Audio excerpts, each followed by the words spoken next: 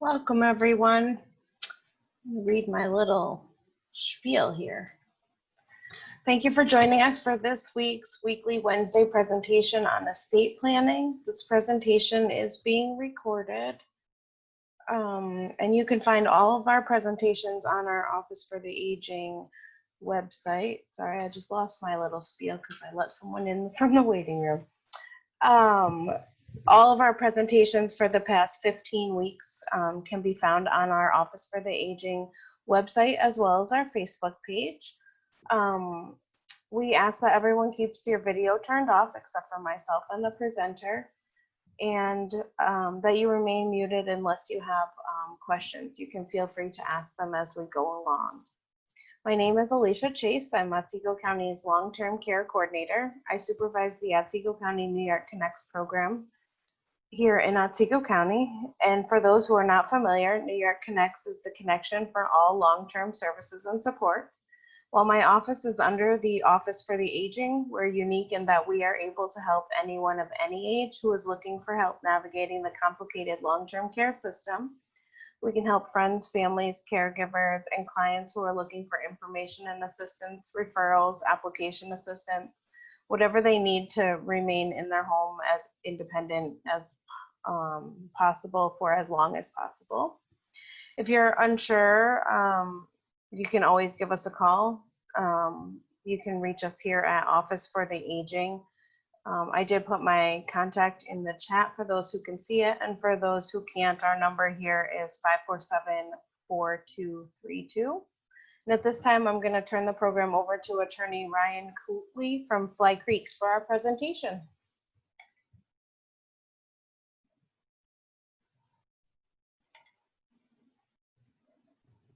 There you go. All right. I wasn't sure if you would unmute or if I should do that. So, okay. Well, I appreciate everybody that took the time out to be here to listen to me today, especially when I'm competing with the inauguration ceremony. So I do appreciate that. Today, we'll kind of go over some basic things about advanced directives that'll cover healthcare proxies, power of attorneys, memorial instructions. We'll talk about wills and the estate process. We'll discuss the types of trusts that are available to be used, why you might consider them, what their purposes are.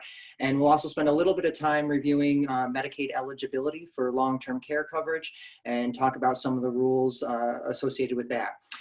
So first, and I'll try to leave some time at the end too if there are questions as well. So I'll try to keep an eye on my time and be mindful of that. So we'll start talking about the first advanced directive, healthcare directives. So there's a couple of different things that you might encounter when you run into advanced directives for healthcare.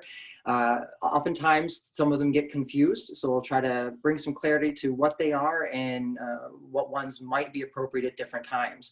So originally, before New York State had a healthcare proxy statute, there was no designated form to authorize an individual to make end-of-life decisions for you when you were unable to make those decisions for yourself.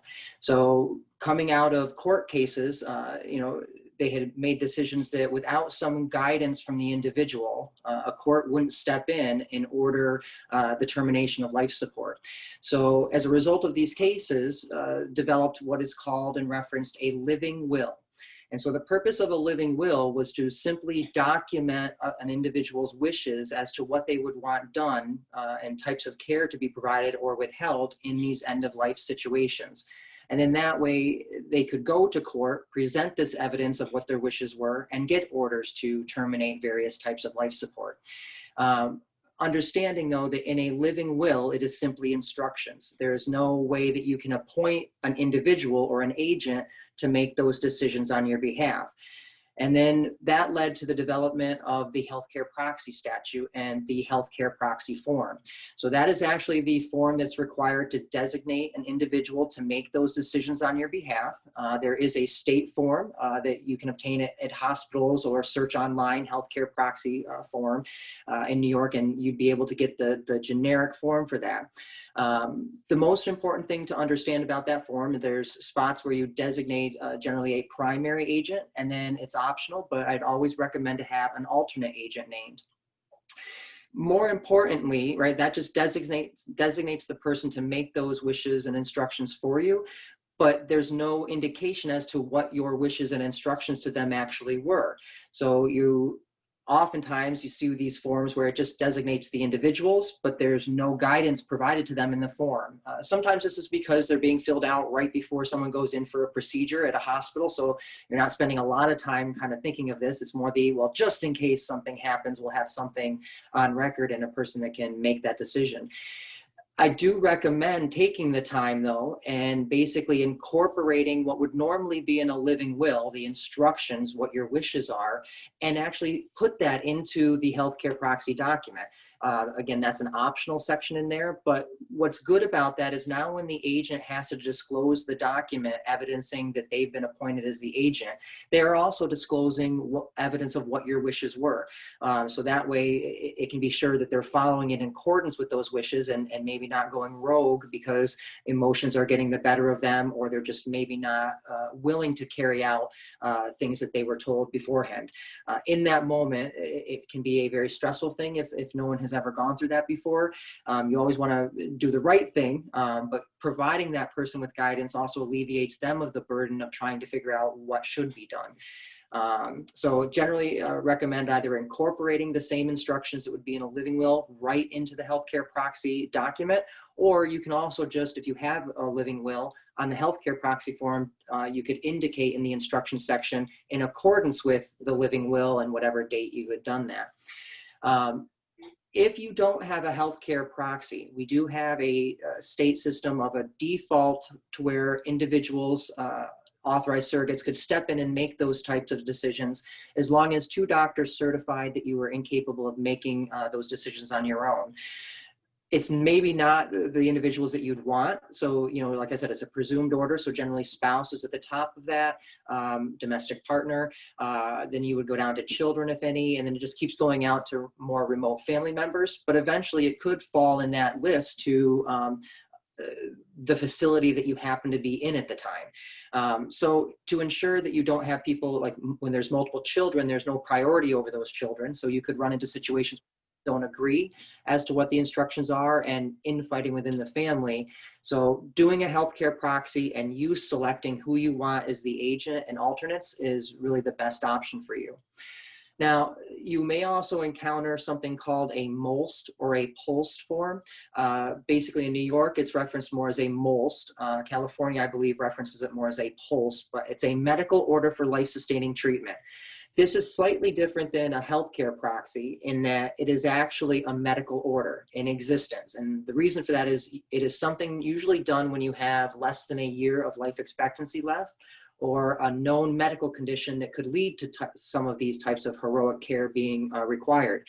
Oftentimes in nursing homes, these forms are filled out, but it is an actual order and done with a physician. So it's not just a document that's done through an attorney. They do have, generic forms made up for these. They're usually a pink form, but that is done with the doctor, signed, and that's what makes it an official order right at that part. Whereas with a healthcare proxy, you're just authorizing the agent to instruct a DNR, or do not resuscitate order, to be entered at that time in the future. Within a healthcare proxy, you also have the option of designating your wishes on organ donation. So you can indicate that you don't have a preference for that. You want to prohibit organ donation, authorize organ donation. It can be done for transplantation purposes only. It can be done for medical research, but it does give you that opportunity to designate that right in the document. And so basically that is the importance of having the healthcare proxy and an advanced directive for healthcare, so that your wishes can be followed out and not relying upon people to hopefully know what you did want. All right. Moving to the next one would be the advanced directive for financial and legal decision making. So that is referred to as the power of attorney. And the value of a power of attorney being in place is that, one, you're in control of who takes over legal and financial choices for you when you're unable to do that for yourself. But it, more importantly, negates the need for anyone to ever have to go to court and obtain a guardianship whereby you would be declared incompetent by the court and someone appointed and granted specific powers to make sure your needs are met. So it's a process that can have an expense to it, where a simple power of attorney form negates people, when that stressful event occurs, having to deal with that court process or the expense of going through that. There are different types of power of attorneys that you might hear about and be referenced. So the first one to talk about would be a springing power of attorney. So this is a document that you would execute now, naming the agents, but it technically would grant no authority until a specified event occurred. Generally, that event would be the loss of capacity, and it usually requires a physician or two physicians to attest to that loss of capacity. Then you have what is called a durable power of attorney. So this is a document where when you execute it and the agent signs it, they have that power whether or not you have lost capacity. And that is actually the document that I would probably recommend being done. One of the reasons for that is we don't want to have to worry about trying to go around and get doctors to provide a written statement indicating that you are not competent. We can oftentimes get doctors provide statements or statements of the diagnosis of an individual. They have Alzheimer's, they have dementia, or the new one, cognitive decline. I don't know who's not experiencing cognitive decline each day that goes by, but the problem is legal capacity is a legal analysis. And sometimes in the world of liabilities and things, doctors aren't always willing to give that full statement that this person's not competent. So we can run into problems with actually triggering or springing the power granted under a springing power of attorney. So when doing power of attorneys, that's why I recommend the durable power of attorney be done. And you shouldn't really be executing those if you can't trust the individual that you're naming to do the right thing at the right time. In the power of attorneys, there have been some changes to the New York form over time. We are actually going to be going through another change, trying to fix some of the changes they've made previously that made it a little more burdensome of a document. Right now, it is comprised of a two-component document, and they're going to be merging that back into a one consolidated form again. But the important thing when we're looking at what powers are being granted under the document, whether or not you're authorizing that agent to be able to create trusts on your behalf, or can they make gifts on your behalf? This could all relate to the future ability to do planning in terms of long-term care planning or asset protection planning. If the agents aren't granted the requisite powers, their hands might be tied in terms of what their options are to do planning. One important thing to know with power of attorneys, if there's ever a need to use or sign as a power of attorney for someone in a real estate transaction, then an original of the document is required, or that document would have to have been recorded with the clerk's office and already on file. So a copy would suffice for any other purpose except for transfers of real estate. So just one thing to remember, it's always a good idea to either keep that original in a safe place, or you can always record it with the county clerk's office, and it just makes that public record at that time. And there's a third type of power of attorney that is, used in certain circumstances, referred to as a limited power of attorney. So that's often one example would be used in real estate transactions. So basically, if you're going through a closing, you might grant a limited power of attorney to the attorney to sign something if a signature was missed on your behalf. Or maybe you want somebody to only handle your banking transactions, but you don't want them to be able to handle real estate transactions for you, or to make gifts on your behalf.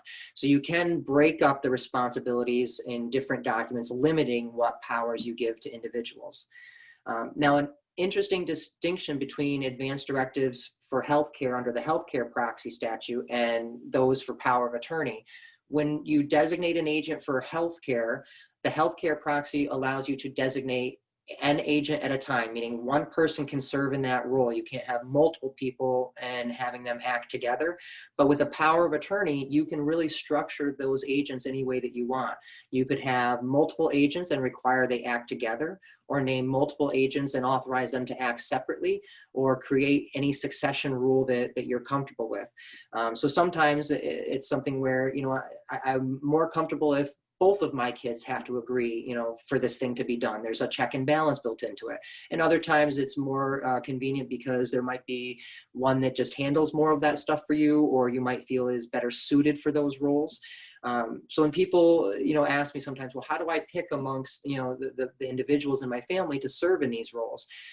They don't want to hurt people's feelings, but I think of these things as jobs we're giving out.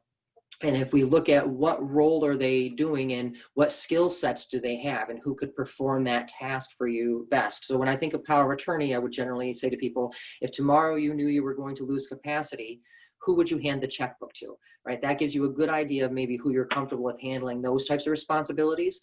But when it comes to making the end of life decisions, right, that could be a whole different set of skill sets. And you might want the individual who, they don't need to have money management abilities or skills. They don't need to maybe be the one that's quick to handle paperwork. They need to be the one that you're confident can emotionally stand strong and follow your wishes and instruction at that time. But again, having the advanced directives in place just negate the need to ever have, court proceedings to get these types of powers granted. All right. The next one, also a form of an advanced directive, deals with your memorial instructions. So there's a couple ways that you can handle this. You can always go to a funeral home and pre-plan your funerals.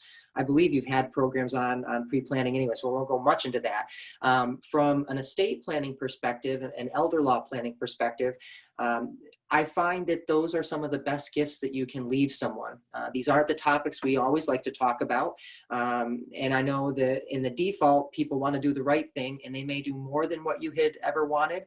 And the expense for these things, it's not a small price tag for some of it. So I know I've always said that, for me, it's not important to have all these services. I'd rather my children have that extra $10,000 to $15,000 to do something in their life with. But it's important for me to let them know that. And you can go and pre-plan them. Like I said, that way everything will be done. And whether you prepay it or not, from the planning perspective, prepayment is always a good idea when we're dealing with an elder law issue and dealing with Medicaid eligibility. We'll talk a little bit later that prepaid funerals are an exemption under Medicaid. They just require that be converted to an irrevocable account. And that's money that you're allowed to set aside on top of the Medicaid resource exemptions. So that's a good thing to have in place. If you don't feel that you can bring yourself to actually do that, don't want to pre-plan it, or just can't imagine going to the funeral home to set these details up, the next best option is looking at a form called the disposition of remains. So under public health law, you can, like a healthcare proxy, designate an agent who would be responsible for carrying out these instructions. In the default of that, it goes to your next of kin. So there could be, arguments. One child wants calling hours, the other doesn't. So rather than having that potential infighting, you can execute that form, say who would have the, controlling say, and then the backups to them. But the more important is there's a spot where you insert instructions, and you can make this as simple as you'd want or as complex. I have people that go through and indicate what scriptures or hymns they want sung, what hymns not to sing, but simple as maybe they just want to let them know cremation or burial.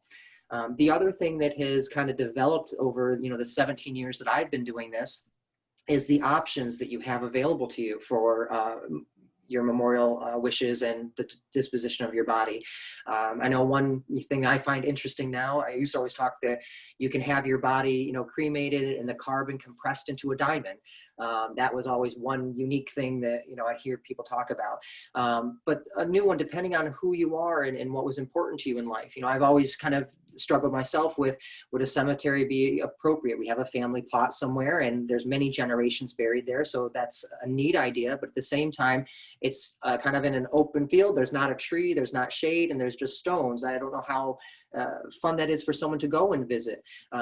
Versus, I love nature. I love walking in the woods, and they now have things called forever forests, where your family can reserve a tree and spread your ashes by that tree, and instead take a peaceful walk through the forest in memory of you, or something like that. So there's lots of variety of things that are out there now. So I do encourage everybody to kind of think about that.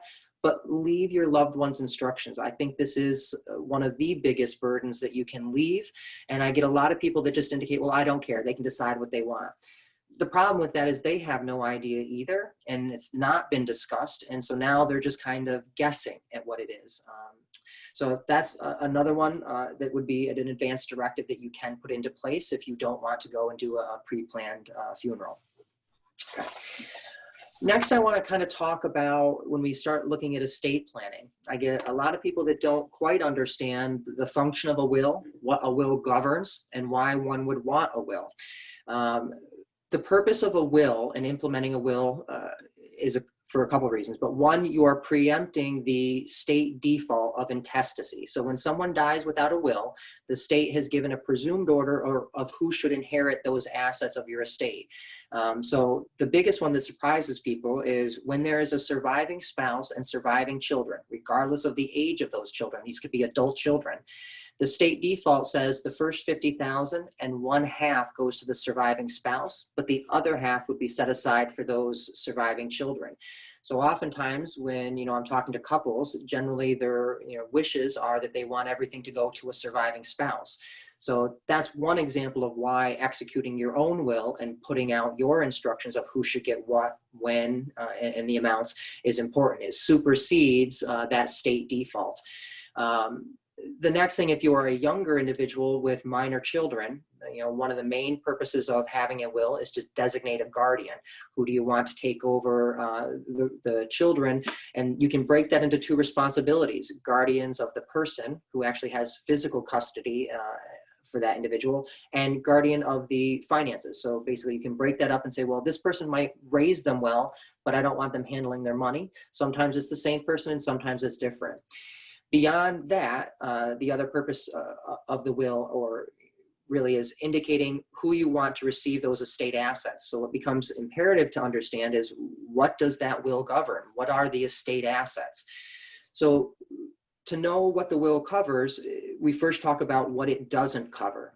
So when you have assets that have beneficiaries on them, so these could be retirement accounts, life insurance, you can set up investment accounts to have what they call a transfer on death or a pay on death designation. Those all function to basically direct that asset to pay to whoever was named as that beneficiary. And the collection of that asset in the process is directly with the company that held that asset. Generally, the named beneficiary would only have to fill out a claim form and provide a death certificate in order to collect that asset. So, for example, if you had a will that said everything to my children equally, but you designated one child to be the beneficiary on a life insurance policy, that child claims that life insurance policy, and it doesn't matter what the instructions of the will said, because it's something that pays outside of the terms of the governance of that will.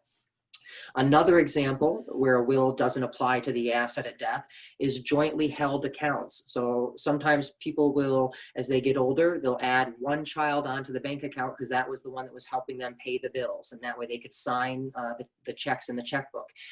But whatever amount is left in that account at death, technically by operation of law, belongs to that one child. They're not obligated to share it with their siblings if the terms of the will said equally amongst the children, because it wasn't part of the estate that the will controls. So those are just examples of things that pay outside of the estate and thus not governed by the will. But anything that you own in your individual name that didn't have a joint owner or a beneficiary, that is what's covered by the terms of a will. So when we have a will, you'll oftentimes hear people talk about probate. Sometimes people will say, oh, it's just something you've got to avoid. It's terrible. I don't believe it to be a good or a bad thing. It is simply the process of proving the will. And that means that we're bringing a court proceeding and opening up an estate proceeding with the court.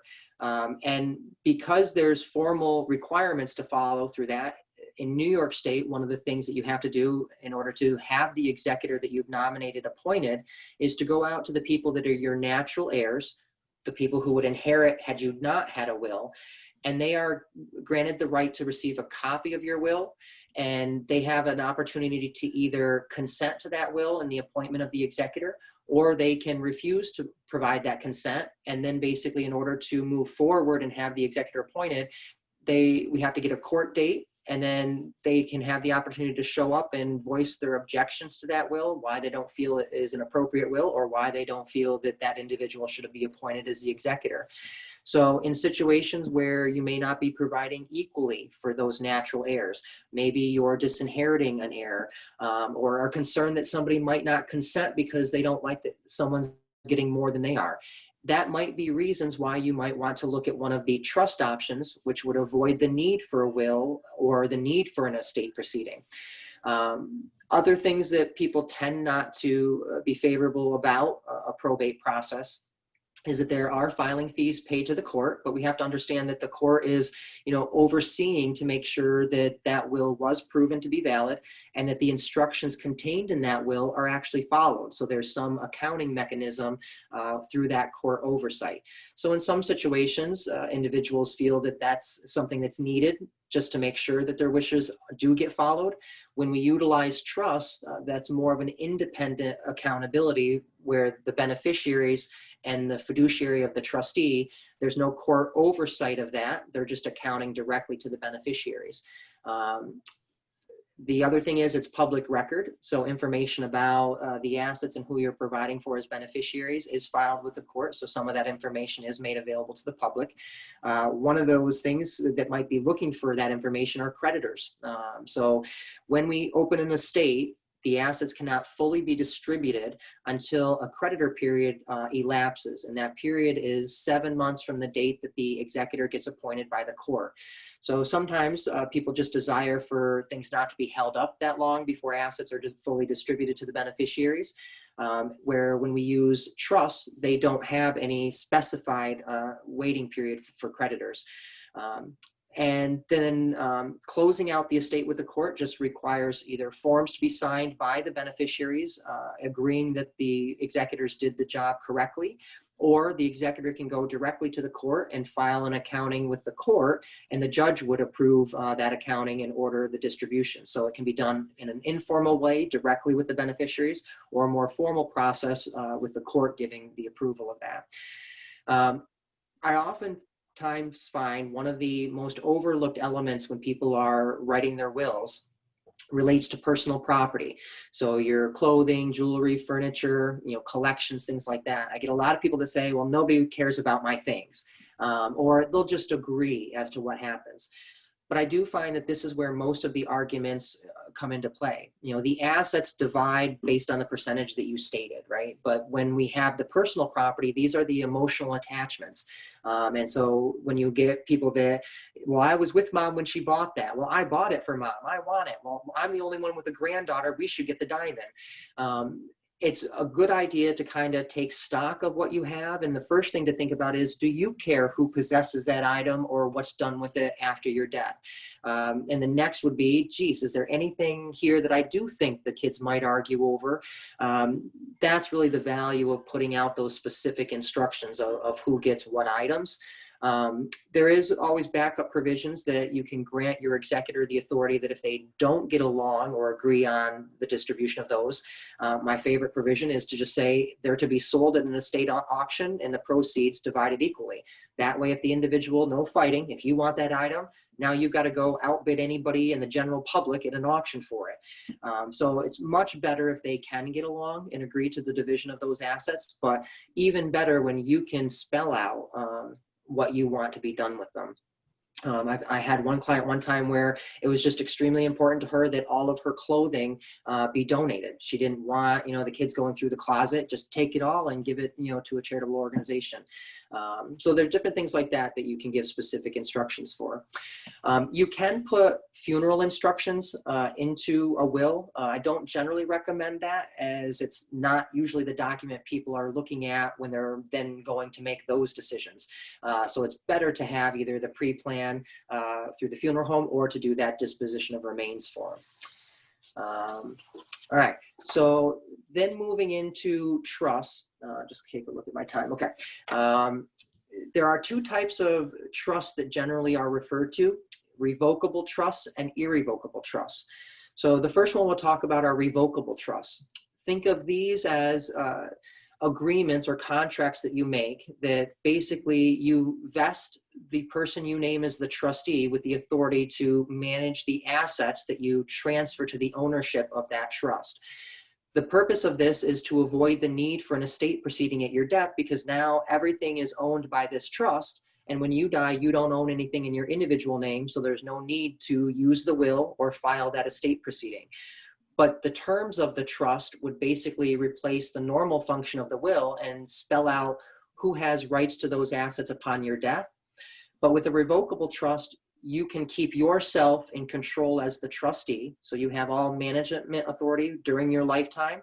And then you just name people like an executor under a will, who would be the successor trustee of the trust to take over the administration and distribution of those assets after your death. A revocable trust allows you as the creator to have all rights to those assets while you're living. So whatever principal or income is in that trust, you have the right to withdraw and give to yourself. So the main thing to understand with that is if you are seeking a goal of asset protection or sheltering assets from long-term care or creditors, that revocable trust would not work to accomplish that goal because you've retained access to everything. Your creditors would have access to that as well. Medicaid would be able to count those assets as available to you. So those types of trusts, the revocable, are simply used to avoid the need for probate or an estate proceeding at your death.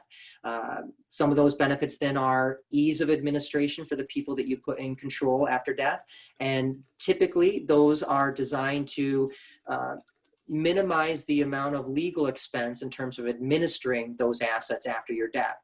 Now, contrary to the will, right, a will-based plan will be more affordable to create when you're living because you're basically just executing a document with instructions, but we're not transferring ownership of assets. So there's less work involved during your lifetime and more work occurs after death. So there tends to be higher legal expenses after your death.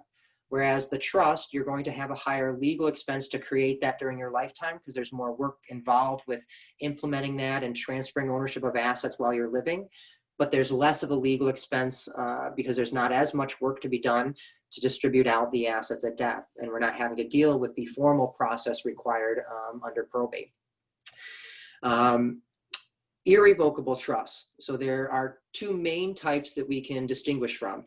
The first is a testamentary trust. So these are trusts that you can instruct to be formed after your death under the terms of your last will and testament.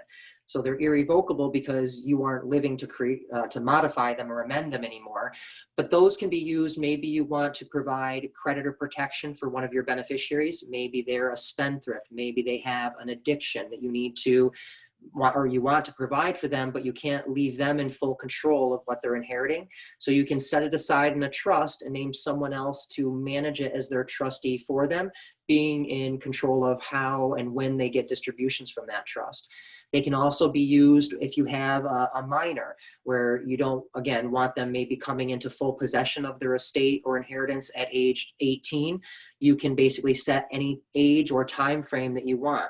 You might want to give them a right to the income, but guarantee the principal is set aside for their children.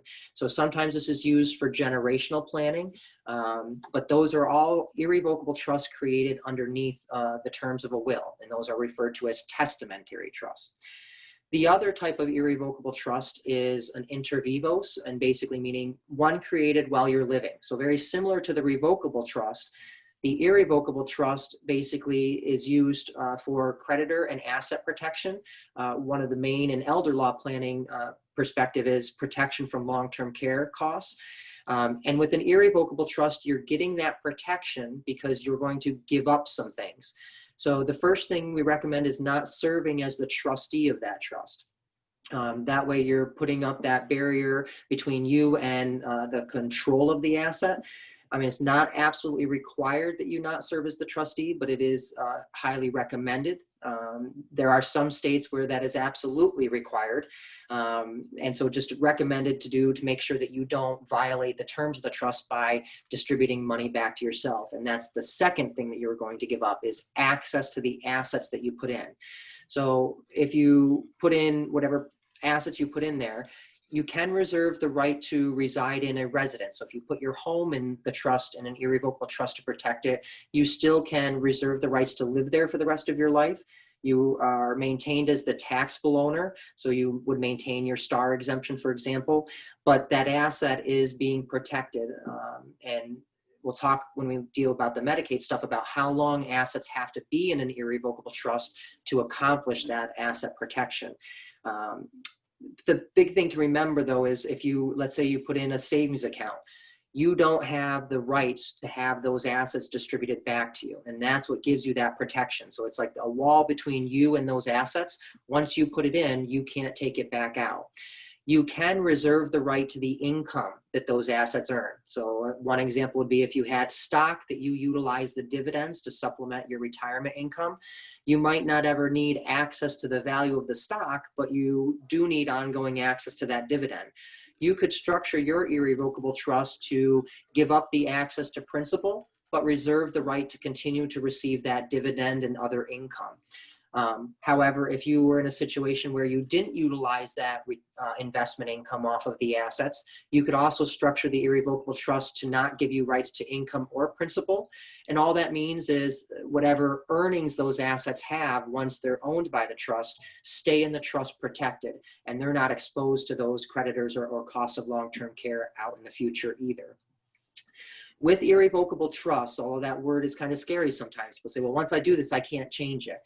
It's not that you can't make certain changes to the trust. You are irrevocably giving up the access to the asset, but you do reserve the rights, like I said, to reside in real estate owned by the trust. More importantly, you reserve the right to change the trustees that you name. So you can always switch the people that you put in control as the trustees or managers of the assets. And most important is you reserve the right to change the beneficiaries. You just cannot ever make yourself one of those beneficiaries. So let's say you started the trust and said, well, equally to my children. And then 7 years go by and for whatever reason you desire to adjust the percentages amongst them. You can come in and modify that trust and change those beneficiaries around. Again, you just can't ever make yourself one of those beneficiaries. And so again, the main purpose of using the irrevocable trust is to accomplish asset protection, either from creditors, but mostly from that future long-term care possibility or exposure. All right, so the next question I often get from people is, well, how do I know if I even need to worry about doing an irrevocable trust, or do I have assets exposed to future long-term care? So when we talk about long-term care, it's important to understand the differences between how care is provided when you go into a nursing home. So for anyone over the age of 65, you qualify for Medicare coverage. Excuse me. Under Medicare, that only provides short-term rehabilitation coverage. And under that short-term rehabilitation coverage, what it indicates is if you have a 3-day hospital qualifying inpatient stay, so you've got to be coded as an inpatient in the hospital for 3 days prior to going to the nursing home for rehabilitation, Medicare will cover the first 15 days 100%. And then potentially they can go up to 100 days, but days 16 to 100, there's a copay portion. So some people have purchased a Medicare supplement policy, and that Medicare supplement policy may pick up that copay, but it's just a short-term coverage. And you're not guaranteed those 100 days or any of them. Basically, the number of days that you actually get covered for rehabilitation are based on that rehabilitation status. So if you reach maximum rehab and you don't need any ongoing therapy to keep you from regressing backwards, and you're only at day 10, Medicare can terminate that coverage on day 10 because it's only paying for rehabilitation services when necessary. And the maximum is just that 100-day mark. Once you exhaust that Medicare coverage, you would either turn private pay. And again, this is for individuals that don't have any long-term care insurance separate from the Medicare coverage. Or you can look to the government program of Medicaid. Now, qualifying for Medicaid is based on your assets and an analysis of your income in terms of how much you might have to chip in towards the cost of care. So I'll kind of review what the eligibility levels are for Medicaid to financially be eligible for that. And then we'll talk about certain assets that are exemptions. So if we have a single individual, in order for them to qualify for Medicaid coverage, they would need to have assets no more than $15,900. So it's a pretty low threshold in order to qualify. In addition to those assets, that individual would be still allowed one vehicle, regardless of the value of that vehicle. They are allowed to, as I said before, have a prepaid funeral, and that's not limited in terms of the amount. Life insurance, if you have an old life insurance policy where the face value is $1,500 or less, that policy could be treated exempt regardless of what the cash value might be. But if the face value of your life insurance goes over $1,500, then Medicaid would count that current cash value as an asset, and that would be subject to that $15,900 maximum allowance. You are allowed to maintain a home if you're a single individual in the nursing home, as long as the equity in that home does not exceed $906,000. The thing to remember as a single individual is they cannot force you to sell your home prior to granting coverage, because you would always have the ability to return home to that place if you recovered or wanted to return there to pass. But Medicaid can place a lien against that asset. And then after your death, through estate recovery, as a creditor, they would be able to recover against the value of that home based on how much they had paid out on your behalf towards the cost of your care. The other exempt asset would be related to retirement accounts. So IRAs, 401ks, deferred compensation, 403B plans. Those do not count as an asset and are not subject to that $15,900 asset allowance. Instead, Medicaid treats and budgets them under an income category. And just like the IRS, when you're 70 and a half, requires that you take out an annual distribution, Medicaid would require the same thing. They just would require a higher amount based on a life expectancy table that they use that's different than the one used by the IRS. But whatever that required annual payment is, they would divide that by 12 and make that part of your monthly income figure, just like Social Security and pensions. But whatever amount was still in that IRA upon your death would not be subject to estate recovery, and again, would pay out to your named beneficiary. So that kind of relates back to the information we talked about estates and what's included in your estate and what bypasses your estate. Because a retirement account has a named beneficiary, it bypasses the estate and thus bypassing Medicaid's recovery against the estate. So that's the interesting thing related to retirement accounts. A single individual, when they budget their income, is given an allowance of $50 a month.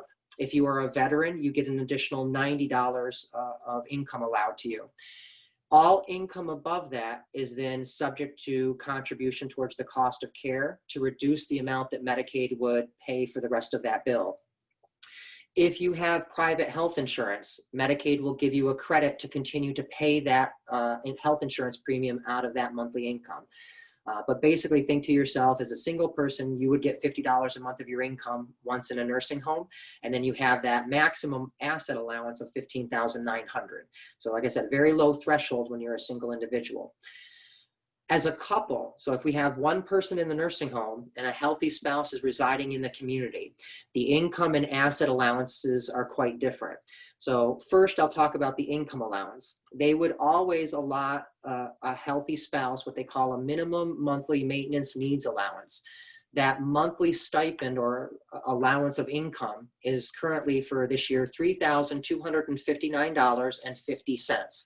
So that's how much the healthy spouse would get out of the total monthly income of the couple. The individual in the nursing home would get $50 a month. You'd get the credit for health insurance premiums, but then income that is over that amount would be subject towards the contribution of care. Now, there's an interesting rule with income. If you were to analyze the healthy spouse's income separately, if they make income in excess of that $3,259, they are required to contribute 25% of the amount over that number of their income. So if we had a spouse that had $4,200 of monthly income, right, then we know that they have about $1,000 over what they're allowed to have. And so Medicaid would say, okay, you have to give us $250 of that $1,000, but you can keep the other $750. So in that scenario, the individual would have $4,000 of the $4,250 of monthly income. But because that healthy spouse has income over the allowed level, they don't need any of the ill spouse's income. So all of that ill spouse's income would go towards the nursing home, but for that $50 a month that they get. However, in the situation where the healthy spouse doesn't make $3,259 of their own monthly income, that's where Medicaid would say, so let's say that that spouse has only $2,000 a month of income. They would let that healthy spouse draw from the ill spouse's monthly income that $1,259 to bring them up to that minimum of $3,259 a month. Now, for assets, the healthy spouse gets to shelter a minimum of $74,820 in assets, up to a maximum in New York State of $130,380. But it's a very tricky way to know how much you qualify to get as a spouse for that exemption. Generally, I want you all to figure that you would qualify for that minimum, that $74,820. The only way that you qualify for more than that is Medicaid would analyze after the first 30 days that the ill spouse was in a nursing home. They take a picture of the value of the assets of the couple, and excluding the retirement accounts, they would count, and excluding the value of the home, they would look at the value of the assets, divide that by 2. And if that resulting number falls between $74,820 and $130,380, that is the amount of the exemption for the spouse. So you only get that higher exemption if on the date the person entered the nursing home, you had a high amount of assets. So you're still going to have to spend down till you got to that point. So that's where, when you do planning ahead of time, you have the ability to move these excess assets out of your name.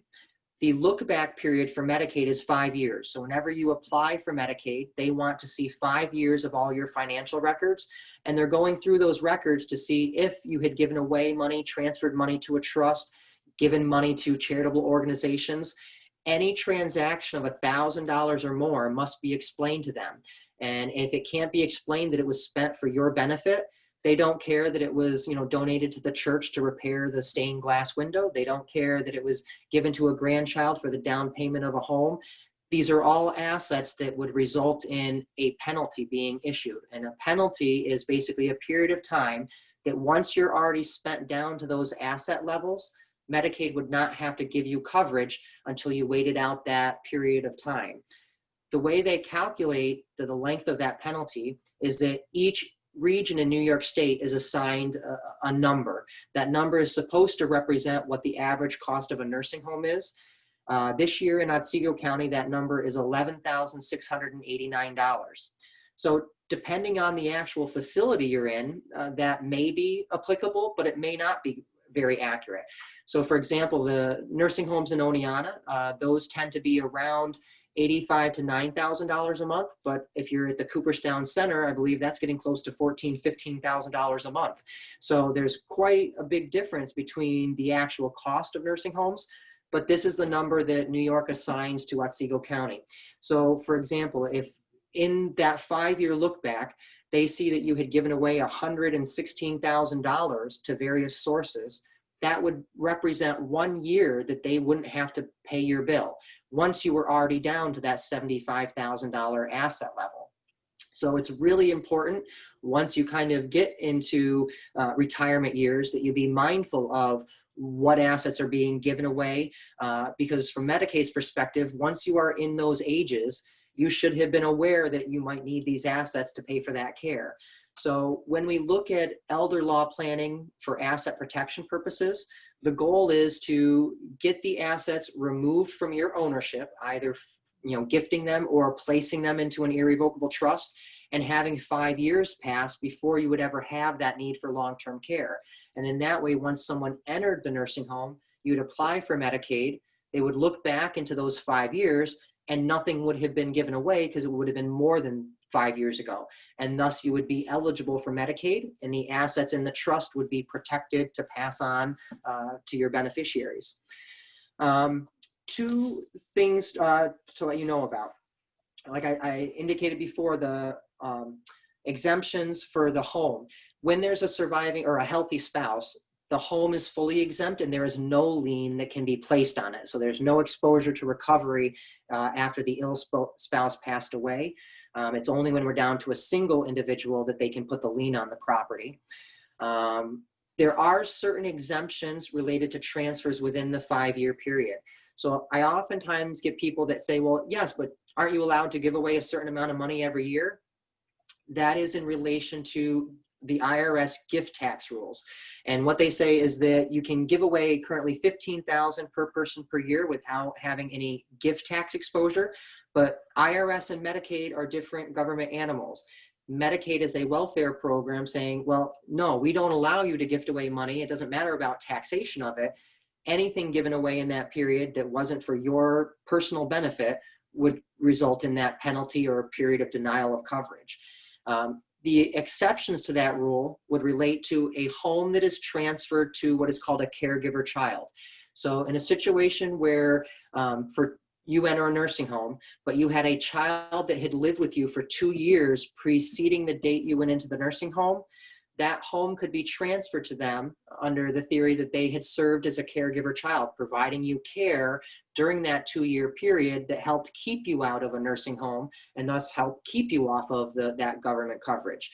So they do allow that home to be transferred to a caregiver child. It is specifically limited to a child. So it can't be a grandchild that lived with you. It can't be the foster child that you never adopted. It's got to be a blood or adopted child. The second exemption would relate to a disabled child. Now, this is for any asset, not just a home. So basically, if you went into the nursing home and you had assets over the allowed level, but you had a disabled child, you would be allowed to transfer all of those assets to that disabled child and qualify for Medicaid immediately. So that's basically one of the strongest exceptions to those general transfer rules that you have. I am running out of time, and I told you I wanted to leave some time for questions. So I just want to quickly talk about the difference between nursing home Medicaid, which are the rules we just talked about, and home care Medicaid. So there are programs for community Medicaid when you're not in a nursing home. The asset levels are lower. So for a single individual, it's still $15,900. But for a couple, it is only $23,400 this year. So you don't get the $75,000 like you do for nursing home. The income allowances are also different.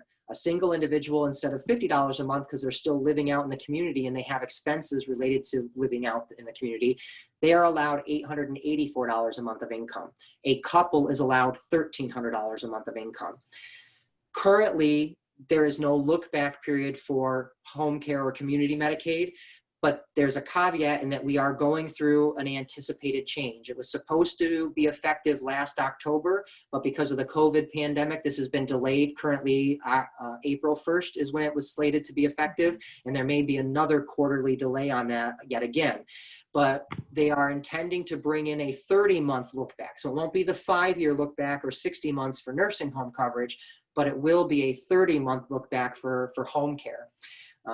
And then the last thing, just to comment, it's always a good idea for you to put together a file of information that your kids might need if they ever have to file an application for Medicaid for you. When we file those applications, we have to have documentation such as your birth certificate, marriage certificates, death certificates for a predeceased spouse, Social Security cards, Medicare cards, vehicle registrations, deeds, tax returns for the last 5 years, military service records, or your DD-214 discharge forms. So all of that type of documentation, it's a good idea to make copies of those and kind of put it in a safe spot that the children can easily find so they don't have to try to hunt these things down later. All right, I will stop talking now and open it up for questions. Anybody has any questions, you can unmute yourselves and go ahead and ask those.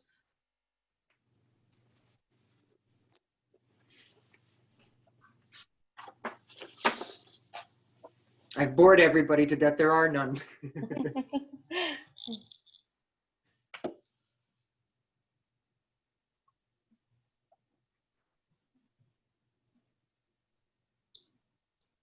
I have a question. Go You ahead. hear me? Okay. Yes, go ahead. So if a spouse dies and the remaining spouse inherits an IRA, okay? And is the IRA and its subsequent distributions, is that also protected even though he or she inherited it from their spouse? So under Medicaid budgeting, they would still treat that under that same exemption, and they would just make you take that required distribution and budget that distribution as income. There have been some cases, not in our circuit of courts, that have changed the general creditor protection. So if you were sued, your IRAs have certain creditor protections to them where that creditor can't get a judgment against it. But with inherited IRAs, some of these were out in western parts of the country. Those circuits have indicated that an inherited retirement account may not have the same creditor protection, but we have not had such cases in our area of circuits of court. So when we talk about Medicaid budgeting, they absolutely treat it just like they would treat your individually owned retirement accounts. And currently we still have rules that would give that general creditor protection the same type of treatment. Thank you. I have one other question. Sure. Roughly, what does setting up a Medicaid irrevocable trust cost? Costs, okay. So, obviously each trust and the circumstances are a little bit different, but I can absolutely give you general cost ranges. And I'll give you it for both types of trusts in case somebody had a question about the revocable as well. If you're forming a revocable trust, you're going to be looking at somewhere between $3,000 and $3,500. If we're transferring a piece of property, the county clerk would have a fee to record transfers of deeds. Generally, figure those have recording fees of around $200 or so. If we're looking at an irrevocable trust, you're going to be looking probably somewhere around $4,500 to $5,500, depending on how complex the provisions in the trust you create. So one example would be on the higher end, if after your death you want to form trusts for each of your beneficiaries and set rules as to how and when they get to access the inheritance, that would be a type of trust on the higher end of that range. And if you're just doing a trust to accomplish the asset protection during your lifetime, with the trust ending and distributing fully at your death, you'd be closer to the $4,500 range. And those costs would also include the preparation and updates of wills, healthcare proxies, and power of attorneys along with the trust. Thank you. You're Sure. welcome. Are there any other questions?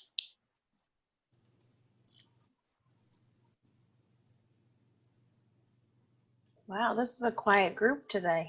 They all got the inauguration still in the background, right?